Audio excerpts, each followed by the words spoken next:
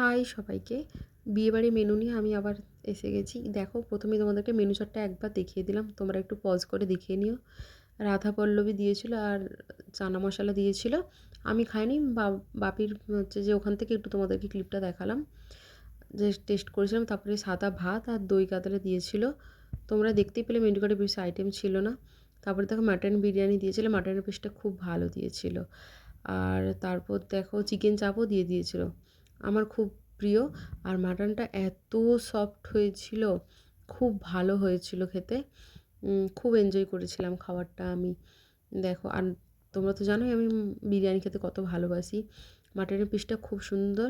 বাপির ওখান থেকে আমি একটু ক্লিপ নিলাম আমার পাতে, যেহেতু মটনটা ভালো পড়েনি। তো দেখো একটুখানি মাটন আর আলু দিয়ে খেয়ে নিলাম, কি অপূর্ব দারুণ লাগছিল। তারপরে একটু চিকেন চাপ দিয়েও আবার বিরিয়ানিটা একটু খেয়ে নিলাম। আমি তো নেক্সট টাইম আবার একটু নিয়েছিলাম। তারপরে চাটনি দিয়েছিল, পাঁপড় দিয়েছিল। যেহেতু আমি চাটনিটা নিইনি, সেই জন্য বাপির ওখান থেকে একটু ক্লিপ নিলাম। তারপরে দেখো দইও দিয়েছিল, আমুলের দই, খুব ভালো হয়েছিল খেতে। তারপর জলও দিল হাত ধোয়ার জন্য। ব্যাস আজকে এটুকুই।